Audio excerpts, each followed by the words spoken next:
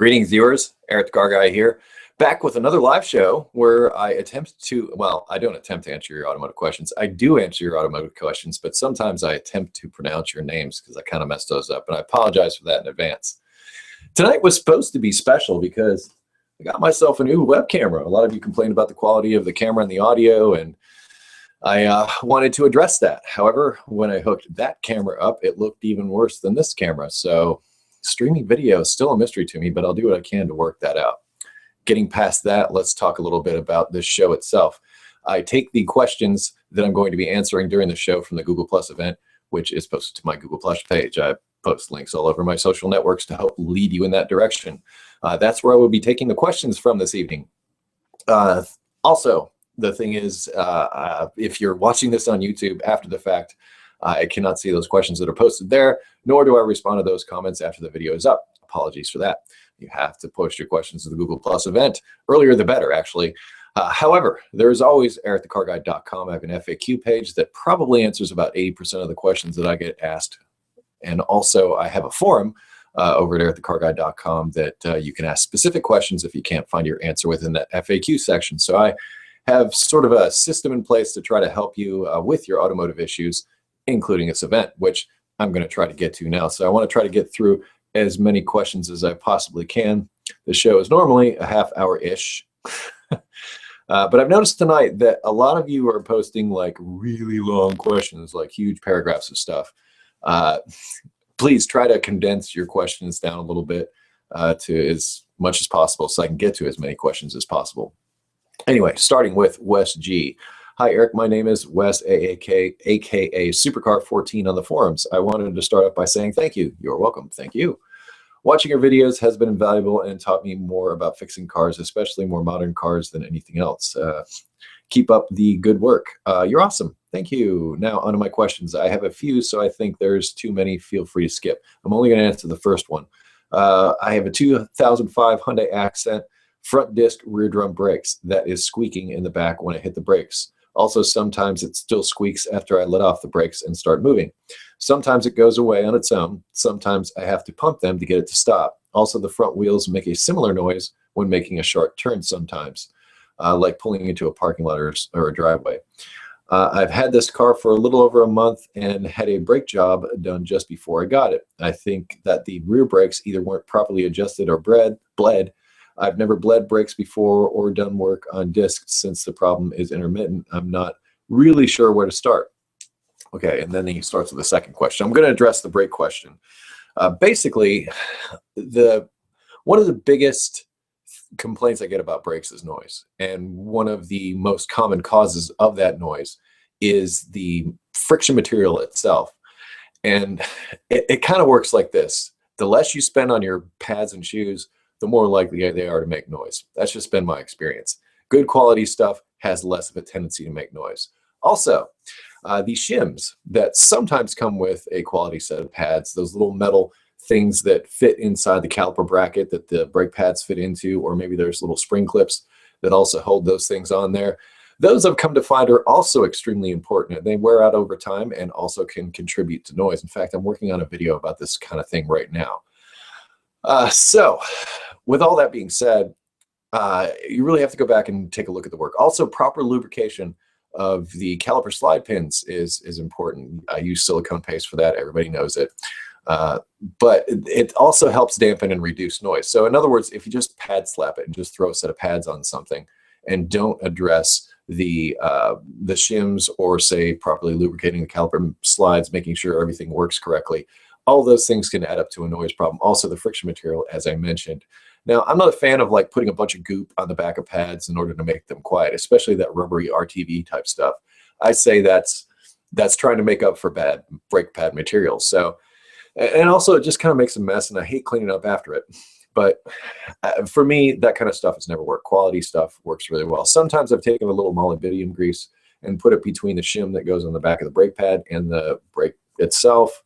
The back of the brake pad backing and the shim. So in between those two things, I put a thin layer of molybdenum grease. Sometimes it comes in the brake pads themselves. Just kind of depends, because to me, it's been all over the place. I mean, a lot of people seem to make brake pads and brake shoes. As far as the rear brakes, it almost sounds like the way you're describing it, when you step on the brakes, you said you had drum brakes in the rear. When you step on the brakes apply.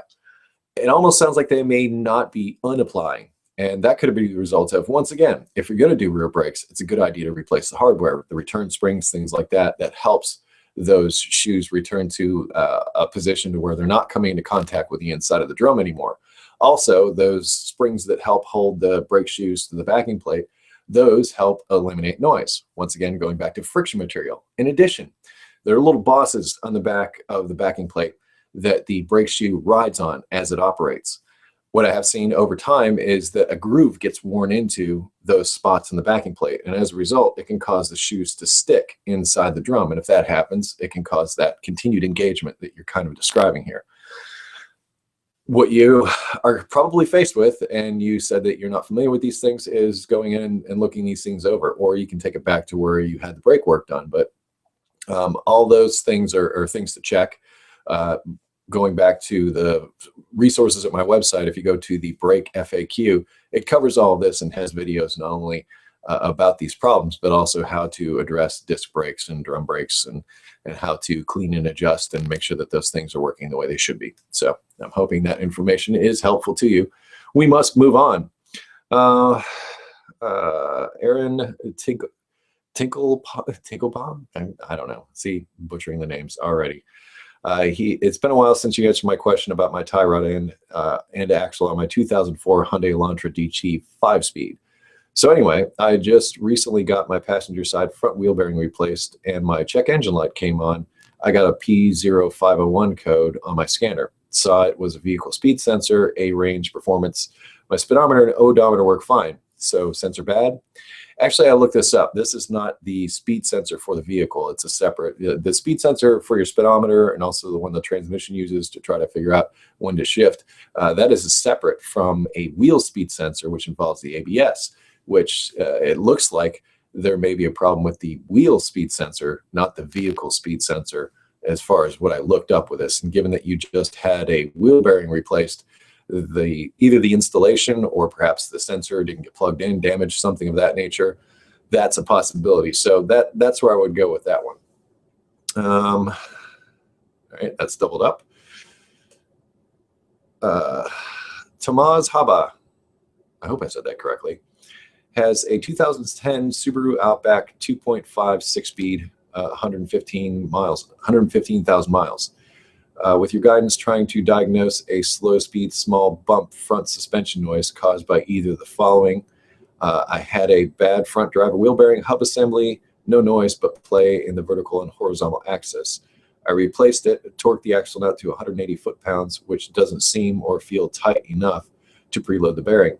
I also replaced the lower ball joints as they were blown and the boots deteriorated and were loose compared to the new ones. Seems to have fixed the bump noises. I don't see any movement in the sway bar links, but should I see about replacing the sway bar links and or bushings considering the mileage of the vehicle? Can I lube, lithium grease the lower control arm bushings to extend the rubber life, preventing dry rot? Surface rubber deterioration is noticeable but still intact.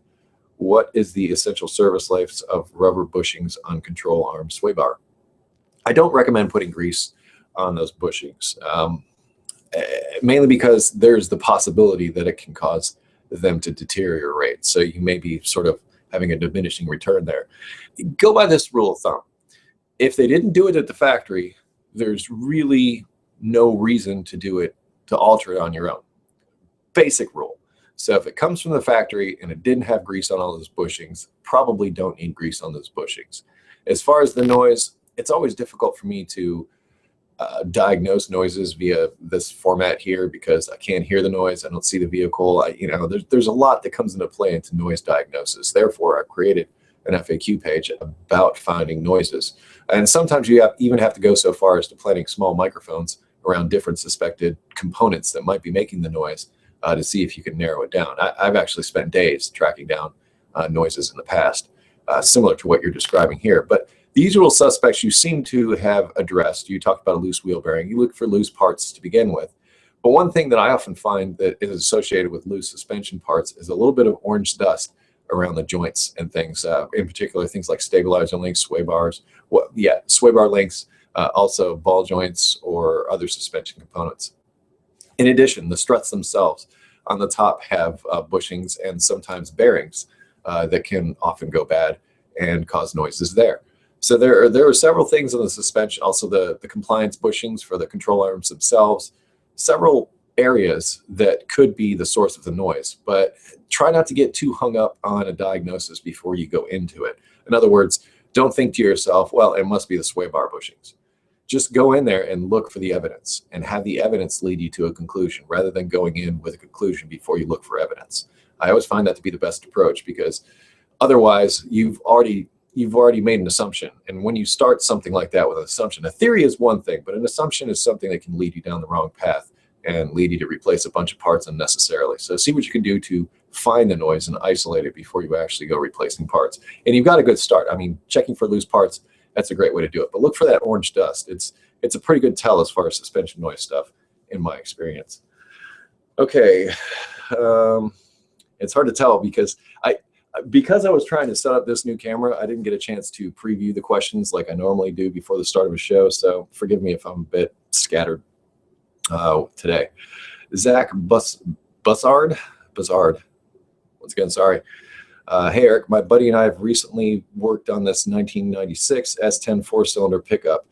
He blew his head gasket back before Thanksgiving, so we replaced it. When we first got it all back together, it wouldn't start or kick over until we just cranked it over continuously until it started to catch. Beware doing that, because you can overheat your starter and cause additional problems if you crank for too long. I was worried he was going to burn up the starter. Now the engine has a misfire. The engine has decent compression on all cylinders. It has spark on all cylinders and fuel. We never cracked the timing case, so it isn't a timing issue. Also, the fuel injectors are clicking seemingly as they should. It throws a rich code. It throws a too rich code. It also throws a mass air sensor code. We pulled out the sensor and it is clean. It is throwing a manifold pressure code, but the vacuum hoses are attached. I know it's a lot, but any help would be great. Okay. Anytime you do work on a vehicle, major surgery, like a head gasket like that, and you have a problem afterwards, most likely suspect is you. Something you did, something maybe you didn't plug in, something that maybe you didn't put together properly, or some part of the procedure you might have missed during putting it back together. So in essence, you're the #1 suspect. So you really have to go back and look at everything and make sure that it's hooked back up the way it was. This can sometimes be difficult because there's hours, sometimes days in between when something comes apart and when it goes back together. Also, proper torquing of the cylinder head is important. The sealing of the valves is also important. I mean, you talked about a compression test, but how far off are those cylinders between one cylinder to the next? You talked about timing not being an issue, but maybe there was a timing issue before there was the head gasket issue. We're talking about a 1996 engine. Parts can certainly wear out within that time, in particular timing chains. I actually have a video about checking for timing chain slack that may be of use to you that can cause an engine to run similar to what you're describing there. And people in diagnosis like this often overlook the mechanical side of things. They want to go for something electronic. They want to say, you know, some sensor or whatever is at fault, I should replace it. When really the first thing to check with a performance problem like this, especially something that's this old, is the mechanical integrity of the engine. Does it have good compression? Does it stay mechanically in time? Could there be an issue there? If it's running a little bit rich, and some of the other codes you're talking about, there could be a vacuum leak. That maybe the intake manifold, when you put that back on, didn't quite get torqued correctly, and maybe there was some part of the gasket that didn't seal properly. That's always a possibility. Mass airflow sensors. Anytime you have a leak between the mass airflow sensor and the throttle body of the vehicle, that air, well, the mass airflow sensor is there to measure the incoming air to the engine. If, for instance, there's other air that comes in after the sensor, it's air that's not accounted for, and as a result, the computer can't calculate an accurate fuel mixture. However, I'm not sure that a 96 S10 actually used a mass airflow sensor. If I'm not mistaken, I almost think that ran a TBI system, a throttle body injection system that looks similar to a carburetor. I don't remember. I used to have an S10. Now, actually, mine was older than that. 96 should be multi-port fuel injection and probably does have a mass airflow sensor, as you mentioned. But any air leaks in that tube that goes between that mass airflow sensor and the engine are suspect. So look for those. I'm trying to think what other things. Just General performance things. I mean, what kind of shape are the plugs in? You pull out the plugs and you see, and you just sort of lay them out by the cylinder that they came out of and take a look at them. Is like one really black or maybe covered with oil? That could indicate a problem in that particular cylinder. Also, a power balance test is a really good way to help isolate a performance problem like this. Maybe you got one particular cylinder that's not putting out the same as the rest. Every cylinder needs to do its work. And if one's not working as much as the others, it can cause a misfire and other issues. As far as a power balance test, you can either disable the injectors one by one per cylinder and watch for the RPMs to drop as the engine's running. If the RPMs don't drop when you disconnect an injector or say the ignition to a particular cylinder, it could indicate that there's a problem with that. So that cylinder's not doing its work. Like I mentioned, they all have to work the same. So if you take away its ability to work and the engine doesn't have any change at all, it indicates that that's probably not working. So also FAQ on performance problems that'll be linked down in the description. So everything that I mentioned, videos, additional information, all that stuff, those articles that I just mentioned here, all that will be linked down in the description. So check there. And also those of you watching that aren't necessarily asking questions, once again, if you have questions, check those links in the description. There's always extra stuff in all my videos down in the description. Okay, Michael Stackenstein, he's made every show. Thank you, Michael. And we've done like 60 of them now. Or at least I think you've made every show. Anyway, he's seriously considering installing a mirror defrost feature on his 2014 Honda CR-V EX. As you probably know, this feature did not come standard on the EX or LX trim levels, so the result I'm having when driving down the road, and it's either inclement weather or just one of those weird days where the mirrors just fog up and get covered by water droplets, making it extremely difficult to see. Super, super annoying, and I'm sure you can relate to this as you have an element that maybe does the same thing. I did find some videos on YouTube that demonstrate the installation procedure for this feature on Hondas. My question for you is, have you ever installed one of these before on a vehicle or one of these mirrors with the winkers on them? And is it something that is doable for the average DIYer? If there's a video on it, you should have some idea of what you're getting into. Many times, like they make a vehicle and they offer different trim levels. So what they often do is they'll put the wiring harness in for a feature that may not be used on a lesser model. So in other words, the features that are on an EX or something like that don't necessarily come with a DX model or a base model. So it's easily upgradable at the factory. When they're looking at the build sheet, they go, okay, this one gets these mirrors and the connector and everything is already there. You just undo it, plug it in, and away you go. If that's the case, absolutely. However, I'd like to pose this for you. I don't have those types of mirrors on my Element. However, Rain-X. You Rain-X the mirrors themselves and the water is repelled. And you have to do this every now and again, but it's less expensive. It's easy, and right out of the box, you're ready to go. So just a thought. I mean, I'm not saying, I think you could probably do it, but you know, try Rain-X or some of that anti-fog stuff that Rain-X also makes. I've used both products and I think they work quite well. So there's an alternative for you if you didn't want to go through the expense, time, and effort of installing those mirrors. Oh my, this is a challenging name. Stemmens Granja Vista Almar. Yeah, I'm sorry. Hey, Eric, he has a 99 Jeep Grand Cherokee 8-cylinder 4.7. So do I. And my oil pressure drops when I accelerate. When the car is at idle, pressure is fine, but when I touch the throttle, it starts to go down. Not all the way down, but an eighth of the gauge. To put it another way, the gauge goes all the way down to 80. I don't know if that's PSI or what. In the middle, it stays at 40. So I guess a quarter would be 20 and 1/8 would be 10. So at idle, I'm at 40. When I accelerate, it goes down to 10. I changed the sending unit, and the new one didn't work at all. So I put the old one in again, and I'm back to where I was in the first place. Any suggestions? Well, as I mentioned, I have a 2000, yeah, it's a 2000, somewhere around a 2000 Jeep Grand Cherokee with a 4.7 liter HO engine. And the reason I have it is because the engine is blown. So first thing to do in these situations, anytime you have a suspected oil pressure problem, is hook up an actual physical gauge. I'll have a video of this that I'll link in the description for you. So in other words, if you've already replaced the sending unit, you already know how to get to it, how to remove it from the vehicle. In its place, you put in this mechanical gauge and you check the actual oil pressure. You don't look at the gauge. That way you eliminate anything, and you're taking your readings directly from the engine. No electronics involved.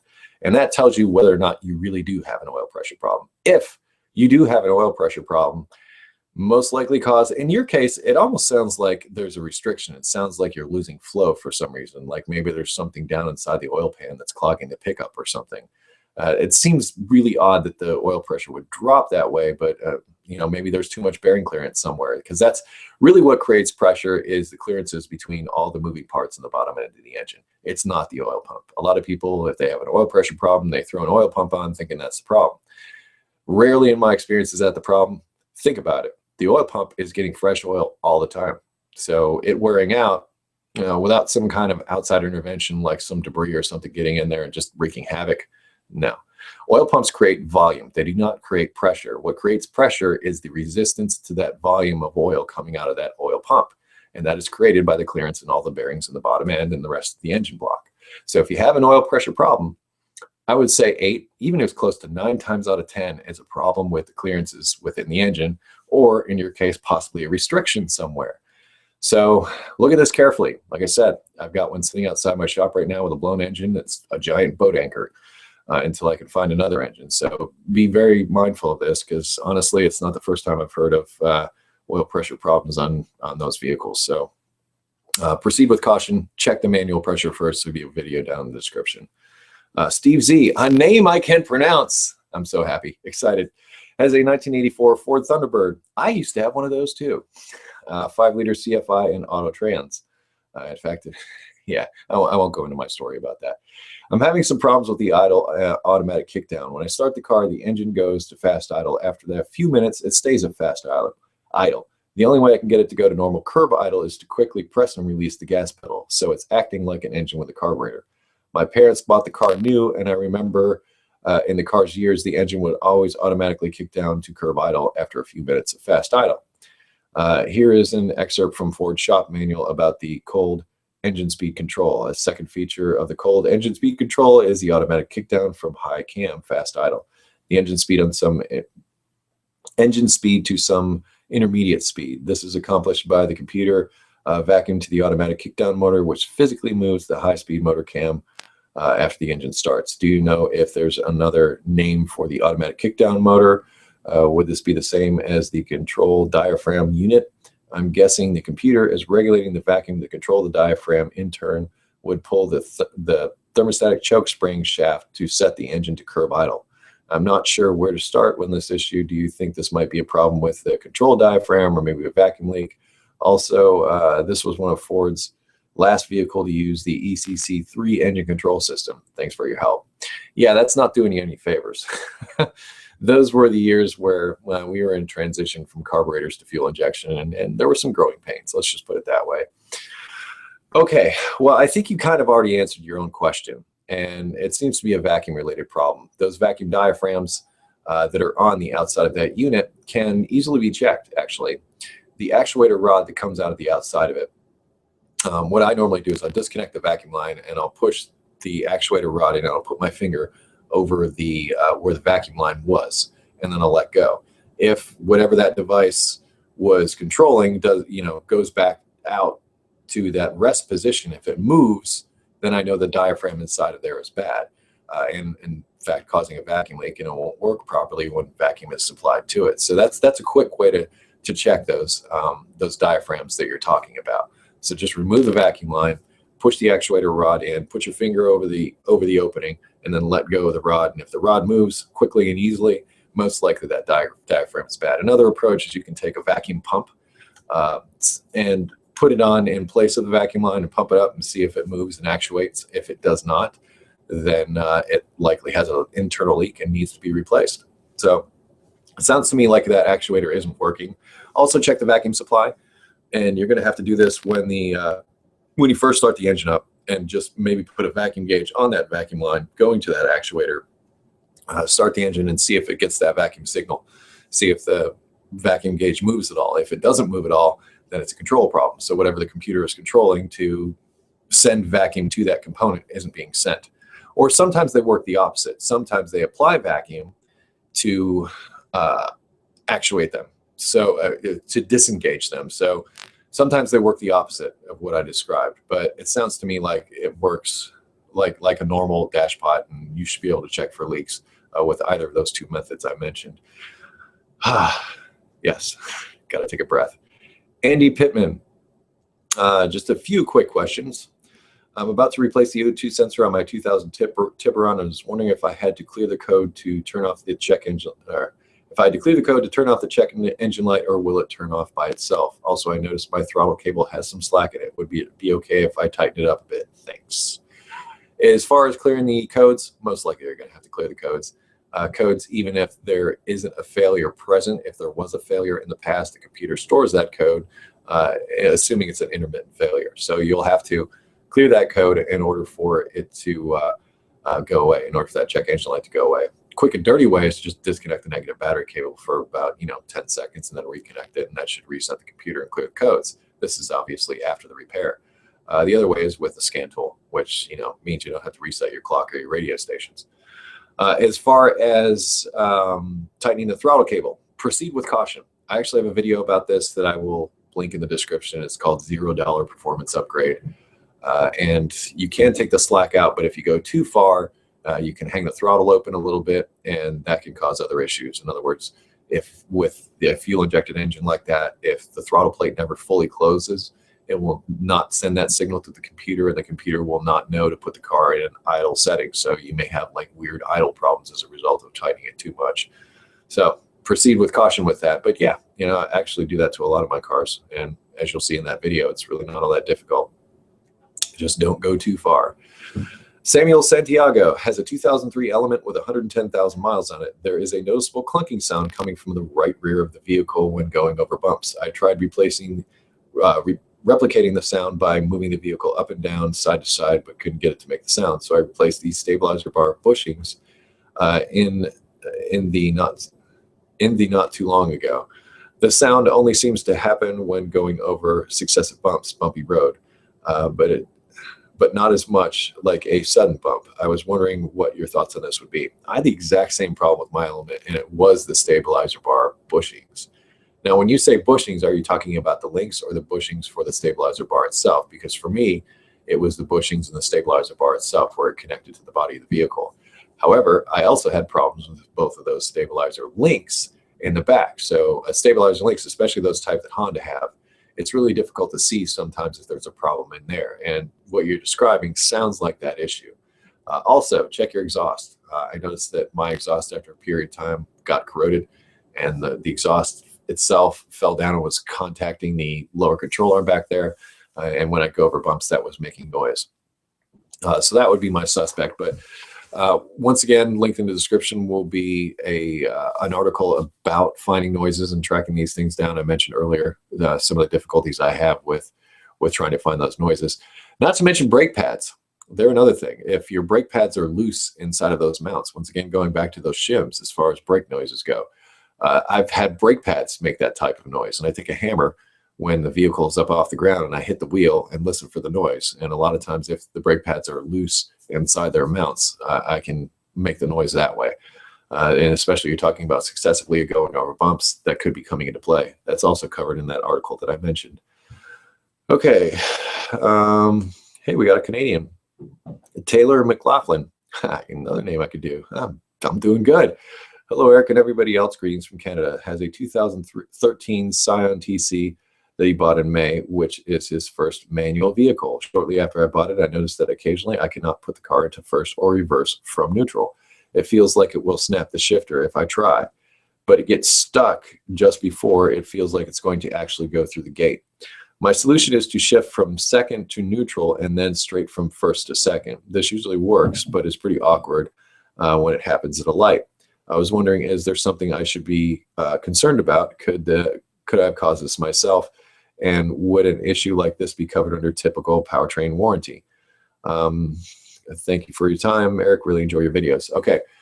Now, it's a 2013, so it's 3 years old. So unless you bought it certified used, I don't know if this would be covered under warranty because it could be a clutch issue. And if it's a clutch issue, that's a wear item, like your brake pads, things like that. They're not going to warranty that. So the clutch is a possibility. And the way to figure out if it's a clutch or not, my test is to turn the engine off and see how well the shifter moves. So if you're experiencing the problem at a given time, if you turn the engine off and you're able to move the shifter just fine, it's likely a clutch problem. But if you still have the issue after you turn the engine off, then it could be a problem with the linkage or possibly a problem internally inside the transmission itself. That's really a tough call. I mean, most of the time you see linkage. That's an issue there. Newer vehicles often use cables, and if those cables are not adjusted properly, or something in the shifter itself is worn out, that can cause a similar issue. But really, the tell is to find out if you're able to do it with the engine on or off. If you're not able to do it with the engine on, that means the clutch is not releasing like it should, causing the problem. So that's the determination you have to make out of the gate. Once again, that's covered in the transmission FAQ that I've written.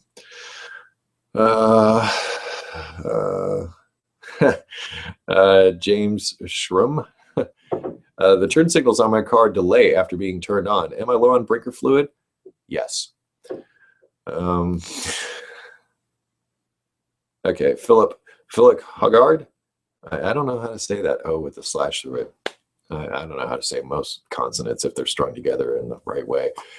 Hey, Eric, is there a safe way to flush an engine of old gunky oil? I have worked on an old Audi 100 2.6 V6 that had a malfunctioning oil pressure relief valve. So the engine had been running with 5+ bar oil pressure, which has resulted in the engine being stuffed with hardened oil. Surprisingly enough, the engine actually runs great. Bonus info, do you know that several mechanic schools called KEF in Denmark use your videos as part of their classes? Thank you for your effort in making mechanical dummies smarter worldwide. Thank you. Well, it's my hope they're using my videos in a good sense and not necessarily demonstrating what should not be done. At least that's my hope anyway. But that's very flattering. Thank you. That's really cool. I've always been a proponent of automotive education, and hearing things like that is kind of awesome. So thanks. As to your flushing an engine, I'm going to go back to that 84 Thunderbird that I mentioned earlier that I had in the past. And that 84 Thunderbird didn't last long in my life. And the reason was because the engine was full of sludge, like literally full of sludge. There was a lot of gunk inside that engine when I bought it. And I bought it cheap. I think I got it for like $200. Anyhow, what I decided to do was put kerosene inside of there to clean out all the gunk inside of the engine. And I can say for a fact that it did a fantastic job. I ran it for a little bit. Kerosene cleaned a lot of that gunk out of there. However, all that gunk got washed down into the oil pan. And as I was driving down the road, it clogged the pickup. And after it clogged the pickup, I lost oil pressure and pretty much killed the engine after that. So you have to be careful in these situations because the gunk that you remove has to go somewhere. And you have to definitely take that into consideration if you're going to degunk an engine. And I can say that kerosene works rather well at this. People use products like Seafoam, whatever. Sure, probably works, but I just use good old-fashioned kerosene. It worked just fine. And in fact, it worked too darn good. So proceed with caution, Philip, and good luck if you are in one of those schools, if that wasn't just hearsay. All right, we're past the half-hour mark, and this is the part where I answer some random questions that just came in. Gamaliel Garcia, I got the last part right. Sorry. Has an 04 Chevy Cavalier that recently started giving me problems hey, stop moving. Giving me problems with the gear shifter selector. It is very stiff and requires major strength to move. Any words of the wise? PS 2.2 liter automatic. Okay, so the gear selector, it's very stiff and requires major strength to move. Now, there is the shift interlock. Like, is it shifting out of park when you have this problem? Because that can possibly be something like a brake light switch not allowing the interlock to disengage so that you can move the shifter. So that, that's something you have to be mindful of. The other thing is the shifter itself. It's in a location down in the console to where, in fact, I had somebody on the forum just last week say something about this. They looked down inside there and saw a bunch of sticky, gooey mess. Soft drinks. It's a popular place for soft drinks to get spilled down inside of shifter assemblies, and I've seen that cause all kinds of problems. Once that sticky goo gets down inside those moving parts, it doesn't allow it to move too well, so that could also be an issue. Additionally, the cable that runs from the shifter to the transmission can get rusty and crusty, and as a result, very difficult to move. The way to verify that is to disconnect it from the transmission and see if the shifter is still moving or still not moving well. If that's the case, then it could be that cable. So or better yet, disconnect the cable from the shifter assembly, and that way you can isolate the shifter assembly. If you disconnect it from the transmission, you're finding out if it's a problem inside the transmission. So if it still moves in a difficult way after you disconnect it from the transmission, and it could be the cable or the shifter assembly. If it gets better after you do that, then it could be something inside the transmission. Once again, link in the description to an FAQ about transmission problems. Walter B, yes. I'm saying that because I did the name right. As a 991 LS400, I'm not sure what that is, 1991? I don't know. Try to clean up the EGR valve filter with some air, but almost fell apart. Put it back, what was left, but now it's whining like a turbo. Do you know what the filter is made of? I cannot find the filter anywhere. Only a new EGR valve, so maybe I should make one myself. Thanks for your input. Love your channel. Well, a little confused on what you're talking about there. They usually use filters on the control part of the EGR system. In other words, if they're running back into the EGR to actuate the EGR. I've seen filters on the tops of those actuators because after it disengages, it has to go somewhere. That vacuum has to go somewhere. So they have like a filtered side of it so that that pressure can be released. As far as that filter, I don't know. I'd be checking the dealer or salvage yards. Salvage yards would probably be a better option. That's what I would do, because that way you wouldn't have to pay a dealer price for it. Because if it is indeed a 1991, then those older vintage parts can be difficult to track down, and when you do, they're very expensive. So yeah, that's the direction that I would take with that. I'd pursue salvage or eBay or something over trying to find a dealer replacement. I run a con. Hey Eric, I find my driver's side wheel getting very hot. I lubricated the slide pins, but that did not help much. I tried retracting the piston without opening the bleeder, and the piston went back. Can you help me, please? I actually have a Ford Expedition in my shop right now that has a caliper that's frozen up on the right front, and that side does get really hot. So slide pins are a great start because those slide pins can get jammed up and cause the caliper to stick. The piston is the other part of it. The other thing it could be is a brake hose problem, and those are really difficult to diagnose. And I'm talking about the brake hose that goes from the caliper to the hard line on the inside of the vehicle. And the best diagnosis I can give you for that, or best procedure for diagnosis that I can give you on that, is get in the vehicle and depress the brake pedal several times successfully, like really quickly, just hit it a bunch of times, and then go out and crack the bleeder valve on the caliper that you suspect has a problem. If fluid comes squirting out, that sometimes indicates that there's a problem with the brake hose, because if a brake hose fails internally, it sort of acts like a check valve and keeps the pressure applied on the brakes.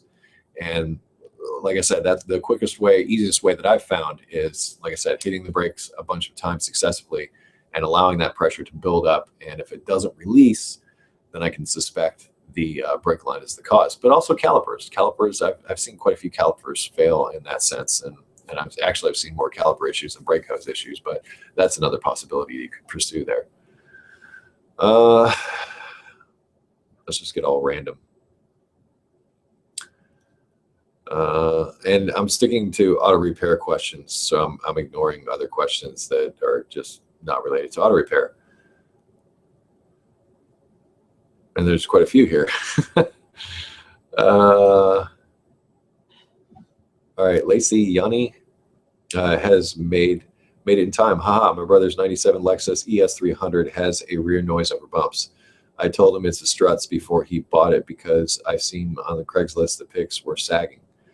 No shop told him it was the struts. When he went to his mechanic, he changed the lateral links, but it still made a crazy noise. Would you say it would need struts? And still the car has 150,000 miles. Okay, when you were looking at the back and the back end was sagging down, that's not the struts, that's springs. Springs control ride height, struts do not. Struts, a better word or a better description for a strut would be damper, because they control the movement of the suspension. So up and down, not just in one direction. And that helps keep the wheels on the road so that you can maintain traction. As far as the noise, once again, going back to noise being extremely difficult to diagnose over this venue here. I would say, check the usual suspects. Once again, look for that orange dust around the suspension components. Rubber bushings, look at those and see if they're cracked or broken or possibly causing a problem. A good inspection is a great place to start. Also, see if you can make the noise similar to what the person earlier described about trying to find the noise on his Honda Element, and try to shake the vehicle while it's parked and see if you can reproduce the noise. You can maybe have a buddy down underneath putting their hands on suspension parts. Be careful while you're doing this, and you can possibly find it. Sometimes I feel a noise before I actually hear it, or I can pinpoint it by feel more than I can by listening. So if you're able to reproduce the noise while it's stationary by just moving the vehicle around, that can be a good way to help find it. So be careful doing that. But like I said, often listening with my hands helps nail down noise like that. Deep Aman has a 2005 Acura TL automatic, and sometimes it doesn't crank when the key is turned. When I put it in neutral, it starts right away. I've checked the neutral safety switch and it looks okay. So if it's the intermittent failure of the switch, I have already changed the starter. Thanks from Canada. If I'm not mistaken, there's not actually a neutral safety switch on that. There's a switch that is a gear indicator. So in other words, it says whether you're in park, drive, neutral, reverse, that type of thing. Sometimes it doesn't crank when the key is turned. Try this. When you go to turn the key, take the shifter and push it further up into park and turn the key. When it's not starting, and if it starts, then it could be that switch that I just described, I call it a Prindle switch, park, reverse, neutral, drive. If it could be that's out of adjustment, because there is a little bit of adjustment to that switch to make sure everything is in line, to take up any issues that could be due to cable slack or any adjustments within the mechanical mechanism or a mechanical attachment to the transmission. So that switch is designed in a way so that it can be adjusted to accommodate those tolerances. So that's what I might try in there. Also, always check the battery and its connections, especially on a vehicle like that. I've seen problems with TLs if they didn't have good battery voltage, or if the connections at the battery were bad. I've seen all kinds of electrical issues in that regard. So definitely check the battery, make sure it's good, load test it, and also the connections at the battery itself, because you'd be amazed. You can have a brand new battery in a vehicle, but if it doesn't have good connection, you go and turn the key, and there is, because it has a bad connection, there's no way for a sufficient amount of amp flow to get through those cables down to the starter, and therefore starter doesn't work.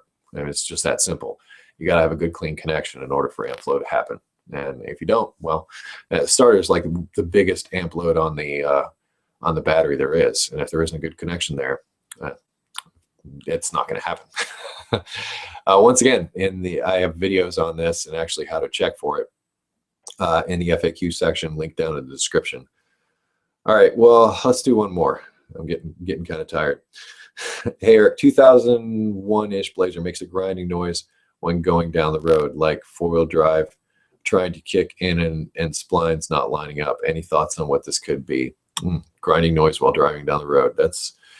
Well, does it happen in reverse? Does it only happen in drive? Does it happen more when you're turning the wheel in one direction or another? I mean, one of the first things that comes to mind is like the brakes. Worn out brakes that are really, really worn out, metal to metal, can make grinding noise when you're driving down the road. Going back to a good inspection will help lead you to a diagnosis in these instances. So, start with that. And in this case, always look for simple stuff too. That's why I came up with brakes first, instead of saying, your transmission's bad or your rear end's about to blow up, something like that. Not saying that those aren't on the list of possibilities, but always go for the simple stuff first. And that's basically what I'm going to leave you with in this. So if you have an automotive problem, look, the rule of KISS, keep it simple, stupid, is don't try to overcomplicate things. I've been doing this for 7 years now, and I've been getting questions since almost day one, since I started posting videos on YouTube. And a lot of people seem to have a tendency to overcomplicate an issue, because I'm not really sure why, but it just seems to be the tendency. So try to just take yourself out of that mindset and look at the evidence itself and look for simple solutions to the problems. And just not running right, throw a set of plugs in an air filter and see what happens. Or just pull the plugs and take a look at them and see if that can lead you to one particular cylinder that might be a problem, like I mentioned earlier. Don't overcomplicate it. And don't think just because a car has a computer that it is complicated. In fact, computers kind of simplify things, because as I was talking about that 84 Thunderbird earlier, that has a bunch of mechanical components. Yes, they're computer controlled, but a bunch of mechanical components and vacuum lines and all these other things that come into play that are all points of possible failure. With electronics, it's like component failure or wiring or connector issue. You know, you really narrow it down. And I personally, I think the electronics are a bit easier. Now, when there's intermittent problems, it can be a freaking nightmare. I get it. The mechanical things, when they break, it's pretty obvious. But when electronic things have intermittent problems, that's when it sucks. But for the most part, electronics are pretty straightforward. You know, they're on off. They're, you know, in my opinion, a little bit easier to diagnose. And I'm just trying to say that to help alleviate some of the fear that you might have going into those systems. Anyway, I'm going to close this out now. As I mentioned, I will not be answering the questions. Well, I won't be answering the questions at the Google Plus event after the event is closed. So answering questions is now closed for number 60, answering questions live. YouTube, also same thing. If you're posting questions in the comments there, I'm not going to be able to help you. However, EricTheCarGuy.com is always available to you. I'll put links in the description to many of the things, including some videos that I mentioned during the course of this program, and basically try to help you in any way I can. And like I said, if you can't find the answer in the FAQ, post it over at the forum. That's there all the time. Anyhow, I'm going to close this one out. Oh, yeah. Social networks. Google Plus, obviously, Facebook, Twitter, and Instagram. I'll post links to those in the description. I'll close each of my videos, including the live shows, which I want to thank you for watching. Thank you.